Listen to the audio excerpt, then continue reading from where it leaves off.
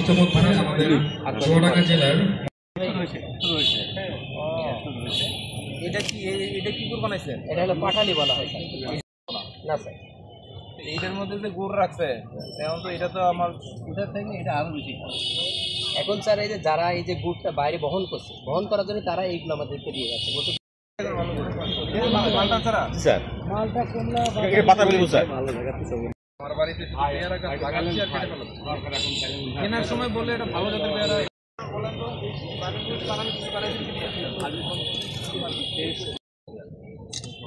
ওই দিন যে নিয়ে আসছিলেন আপনার লোক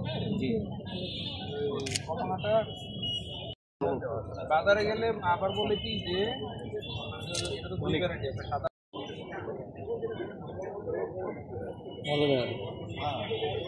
নিজের প্রোডাকশন হলো তার যদি ক্ষতি না হয়। হ্যাঁ জি, আমাদের এটা দরকার, মানে এটা দিবে বিশেষ করে দিল না। আমাদের কি অবস্থা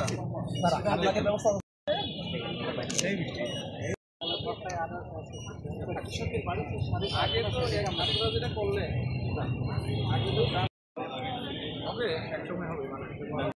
উপস্থিত রয়েছেন জনাব দেবাশিস কুমার দাস। এছাড়াও উপস্থিত রয়েছেন চুয়াডাঙ্গা জেলার 4 উপজেলার সম্মানিত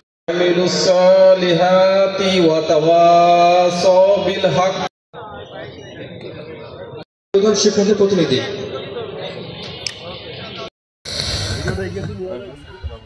সম্মানিত উপস্থিতি, আসসালামু আলাইকুম। আজকের এই কৃষি প্রযুক্তি ও পুষ্টি মেলা 2025-এ উপস্থিত সকল অতিথিবৃন্দ, মঞ্চ উপস্থিত আছেন, আমাদের সামনেও অনেক অতিথি উপস্থিত আছেন, সাংবাদিকবৃন্দ, আসসালামু আলাইকুম। আমাদের অতিথি এখানে অনেকেই কথা বলেছেন, প্রযুক্তি এবং পুষ্টি বিষয়ে তারা কথা বলেছেন, এবং বাজারে আমরা বিশুদ্ধ খাবার পাই না সেটাও বলেছেন। এটা আমরা সবাই জানি, একমত। আচ্ছা, এখানে আমাদের অনেক মা বোনেরাও দেখি কিছু আছেন, হয়তো অনেকে শুনতেছেন না। তিনাদেরকে টার্গেট করে বলছি এই কারণে, আমাদের বাসায় যে ফুডটা প্রসেস হয়, আমরা তো দিনে যত খাবার খাই তার অধিকাংশ খাবারটাই তো বাসায় খাই। কিছু কিছু খাবার আমরা বাইরে রেস্টুরেন্টে এখানে সেখানে খাই। তো বাসায় যে খাবারটা প্রসেস হয় সেইটা পিওর আছে তো, সেইটা পুষ্টিগুণ মেনটেন করে বানানো হয় কিনা। আমার পার্সোনাল অ্যাসেসমেন্ট হচ্ছে বাসায় যে খাবারটা প্রসেস করা হয় সেইটাও কিন্তু অধিকাংশ ক্ষেত্রে পুষ্টিগুণ মেনটেন করে, কিভাবে এটাকে প্রসেস করলে, রান্না করলে, প্রক্রিয়াজাত করে টেবিলে আনলে পুষ্টিগুণটা ঠিক থাকবে সেটা মানা হয় না। যেমন আমাদের বাংলাদেশের মানুষ সারাদিনে যা খাবার খায় তার মধ্যে সবচেয়ে বেশি খাবার খায় হচ্ছে ভাত। খাইতে বসলে মাশাআল্লাহ 2 প্লেট 3 প্লেট গামলা ভরে ভরে আমরা ভাত খাই সবাই, হয়তো কিছু মানুষে কম খায়। এই যে ভাতটা খাচ্ছি, ভাতটাও কিন্তু আপনার পুষ্টি মেনটেন করে রান্নাটা করা হচ্ছে না। এটা শুরু হয় ওই চাল কল থেকে। তারা করে কি এই চালটাকে ফকফকা ঝকঝকা সাদা দেখানোর জন্য এটারে যতক্ষণ ছাঁটাই করা যায় ততক্ষণ ছাঁটাই করে।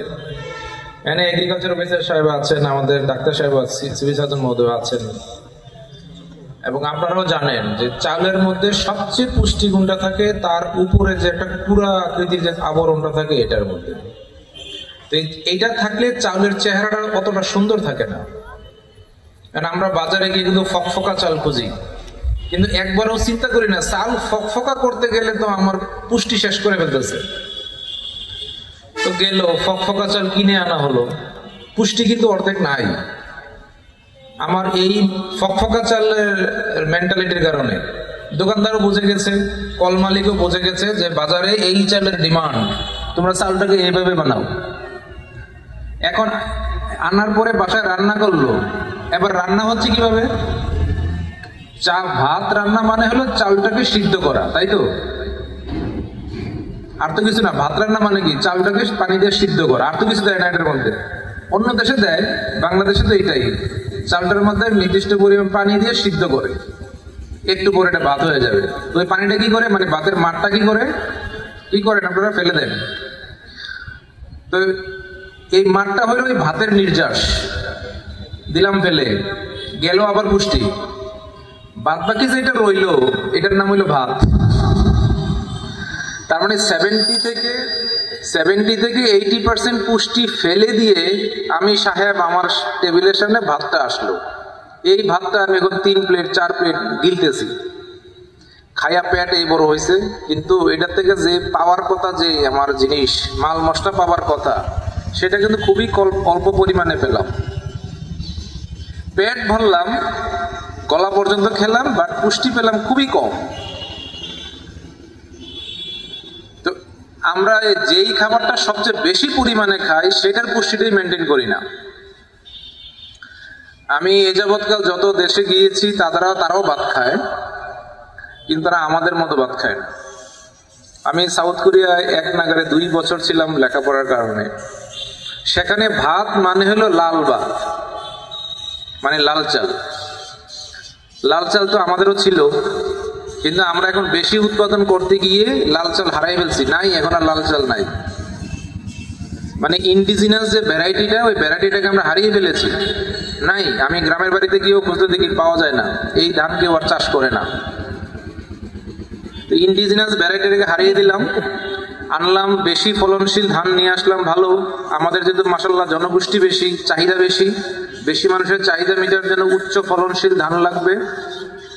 তো প্রথমত ওই উচ্চ ফলনশীল ধানটাই কিন্তু আপনার ওই যে পুষ্টিতে ঘাটতি পড়ে গেল, কিন্তু ওইটাকে আবার এই যে প্রসেস হয়ে আমার টেবিল পর্যন্ত আসার পরে ওই আবার 70 থেকে 80% পুষ্টি নাই। এমনি করে আরো অনেক যত খাবার আছে তার ম্যাক্সিমাম খাবারই আমি দেখেছি যে প্রসেস করা পর্যন্ত, প্রসেসিং ভালো নলেজ না থাকার কারণে কিংবা এটা এত যত্নশীল না হওয়ার কারণে পুষ্টি ম্যাক্সিমাম নষ্ট হয়ে গেছে। বাংলাদেশ একসময় খাদ্য ঘাটতিতে ছিল, মানুষ না খেয়ে মারা যেত। 71 সনের মুক্তিযুদ্ধের সময় বা মুক্তিযুদ্ধের পরে 72-73-এ অভাবেও অনেক মানুষ মারা গিয়েছে না খেয়ে। এই এখন যে পরিমাণে আমাদের জমি জমা আছে তখনও সেই পরিমাণে ছিল, প্রোডাকশন কম থাকার কারণে মানুষ না খেয়ে মারা গেছে। এখন আমাদের খাদ্যে মাশাআল্লাহ আমরা স্বয়ংসম্পূর্ণ। আপনি কি খাবেন? ভাত খাবেন, মাছ খাবেন, ডাল, ডিম, দুধ, গোস্ত, গরুর গোস্ত, হাঁসের গোস্ত, মুরগির গোস্ত কিংবা ফলমূল সব দেখবেন বাজারে আছে, কোনোটার কিন্তু ঘাটতি নাই। মানে ফুড আর সাফিসিয়েন্ট। আপনার টাকা থাকলে আপনি কিনতে পারবেন, কম টাকা থাকলেও কিনতে পারবেন, কারণ দামের ভেরিয়েশন আছে, কম টাকার জিনিসও আছে। এখন প্রশ্ন হলো মান নিয়ে। এই যে এখানে কত এগ্রি প্রোডাক্ট সামনে এপাশে ওপাশে নিয়ে আছে, মাশাআল্লাহ দেখতে খুব ভালো লাগছে, কিন্তু এখন আমার মান, আমি কি নিরাপদ খাবারটা খাচ্ছি? এটা নিয়ে কিন্তু মারাত্মক প্রশ্ন।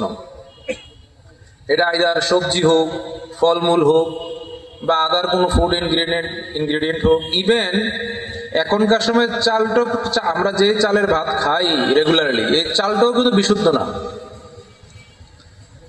অনেকে বলে চালের আবার কি সমস্যা হয়েছে? চালের আরো মারাত্মক সমস্যা হয়েছে। আমাদের বাপ দাদারা জমিতে পানি সেচ দিতেন পার্শ্ববর্তী খালের থেকে, বিলে থেকে, নদী থেকে, অধিকাংশ জমিতে। এই সারফেস ওয়াটারটা ছিল বিশুদ্ধ পানি, বৃষ্টির পানি জমে জমে, বর্ষার পানি জমে জমে নদী, খাল, বিল, নালা এগুলো ভরে আছে। এগুলো থেকে কেউ ম্যানুয়াল পদ্ধতিতে, সেউচি পদ্ধতিতে নিত, কেউ আবার পাম্প মেশিন লাগাইয়া নিত, আর অল্প কিছু সংখ্যক ওই ডিপ টিউবওয়েল মেশিন বসিয়ে মাটির নিচ থেকে পানি উঠাতো। এখন মাশাআল্লাহ আমার মনে হয় 90%-এর উপরে আমাদের কৃষিবিদ সাহেব বলতে পারবেন কত পার্সেন্ট মানুষ মাটির নিচ থেকে পানি উঠায় পাম্প দিয়ে। ভূগর্ভের পানি উঠাইতে উঠাইতে পানির লেয়ার অনেক নিচে নেমে গেছে। এখন যত নিচের থেকে পানিটা তোলা হয়, নর্মালি এত নিচের পানি থেকে কিন্তু আমাদের এগ্রিকালচারাল কাজে পানি ব্যবহার করার কথা নয়। এখন পানি যেহেতু পাওয়া যাচ্ছে না, তাহলে নিচে যাইতেই হচ্ছে। তো ওই নিষিদ্ধ জায়গার পানি আমাকে এখন তুলতে হচ্ছে, যেই জায়গার পানি আমার হাত দেওয়ার কথা নয়। আল্লাহ দুনিয়াটাকে এমনভাবে স্তরে স্তরে সাজিয়ে রেখেছে, তো ওই স্তরে আমার যাওয়ার কারণে যেটা হয়েছে, ওই পানির সাথে অনেক খারাপ কেমিক্যাল আসে। এগুলো খালি চোখে দেখা যাবে না, এগুলো হলো আপনার সাইন্টিফিক টেস্ট করলে বোঝা যাবে যে কি কি আছে এটার মধ্যে। প্রথমত থাকে আর্সেনিক। আর্সেনিক কিন্তু আমার শরীরে আসার কথা ছিল না। এটা নর্মালি খাবারে এত কম মাত্রায় থাকে, যেটা আবার আমার শরীরের জন্য দরকারও। আমার শরীরে কিন্তু আর্সেনিক দরকার আছে, কিন্তু সেটা একটা মাত্রা। কিন্তু এখন ওই পানির সাথে আর্সেনিক বেশি করে ওঠার কারণে ওই পানি ধান গাছে খায়, ধান গাছের থেকে চাউলে যাচ্ছে, সেই চাল আমরা খাচ্ছি, ওই আমার বডিতে আর্সেনিক আসতেছে। আমার সারাদিন আমি যেই পরিমাণ পানি খাই, সারফেসে যেই পানি আছে এই পানিটাকে বিশুদ্ধ করে খাবার কথা ছিল, আমি এটাও করি না। মাটির নিচ থেকে পানি ওঠাও, মানে টিউবওয়েল বসাও, 500 মিটার, 800 মিটার, 1000 মিটার, 1200, 1500, ওই পানিতে আর্সেনিক, ওই পানি আমি খাচ্ছি, ফলে আমার শরীরে আর্সেনিক বেশি চলে আসতেছে। এরপরে আরো অনেক ক্ষতিকর উপাদান চলে আসতেছে, এগুলো যারা সায়েন্স পড়ছে তারা জানে, কি ক্রোমিয়াম, লিথিয়াম, লেডমিয়াম, আরো কি কি ওইগুলা ছোট ছোট উপাদান, যেগুলো আমার শরীরে আসার কথা নয়, কিন্তু এগুলো এখন এই প্রসেসিং এর কারণে চলে আসতেছে। নতুন হ্যাজার্ড যোগ হয়েছে প্লাস্টিক, পলিথিন। আমরা মাশাআল্লাহ আগে বাজারে গেলে একটা ব্যাগ নিয়ে যাইতাম, বাজার করতে যাইতেছি, মানুষ দেখলেও বুঝতো যে এই লোক বাজার করতে যাইতেছে। এখন কিন্তু কেউ আমরা বাজারে ব্যাগ নিয়ে যাই না। তো ফলে দোকানদারও, কাস্টমার তার ব্যবসা দরকার, সেও আমাকে 10টা 20টা পলিথিনে করে দিচ্ছে, ফলে এইভাবে করে করে পানি খাচ্ছি আমি, প্লাস্টিকের বোতলে সয়লাভ হয়ে যাচ্ছে দুনিয়া। আমি যদি আগে জানতাম যে এখনো প্লাস্টিক বোতল, আমি আয়োজককে অনুরোধ করতাম যে প্লাস্টিক বোতল দিয়েন না। আমার অফিসে আমি নিষিদ্ধ করেছি, কোনো প্লাস্টিকের বোতল চলবে না, যত বড় মিটিংই হোক। ওয়াটার বোতল চলবে না, নো, এটা নিষিদ্ধ। আর অতিরিক্ত পরিমাণে এই প্লাস্টিকের পানির বোতল আমরা ব্যবহার করতে করতে প্লাস্টিকের ব্যবহার এত পরিমাণ বাড়িয়েছি, এখন নাকি সমুদ্রের থেকে আমরা যে মাছ পাই, সেই মাছের মধ্যেও নাকি এই কি বলে প্লাস্টিক কণা ঢুকে গেছে। কারণ ওই যে এই বোতল, তো এই বোতলের ভবিষ্যৎ হইলো সাগরে। আমি ফেলবো এটাকে এখানে সেখানে, এখান থেকে যাবে এটা খালে, খালের থেকে গড়াইতে গড়াইতে বড় নদীতে, ওখান থেকে গড়াইতে গড়াইতে বঙ্গোপসাগর। এটা সারা জীবন পানিতে বাঁচতে থাকবে, পচতে থাকবে, আর এটার থেকে প্রতিনিয়ত কার্বন বেরোতে থাকবে, প্লাস্টিকের কণা বেরোতে থাকবে। তো ওই পানি মাছে খাবে, সেই মাছ আমি খাবো, আমার শরীরে আসবে। এখন গবেষণা করেছে প্লাস্টিকের কণা মানুষের ব্রেন পর্যন্ত পৌঁছে গেছে।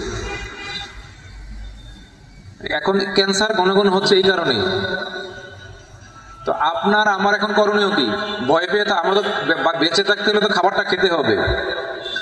আমি একটা উপায় বের করছি, সেটা হলো যে গৃহস্থালী আপনার প্রোডাকশন বাড়ানো।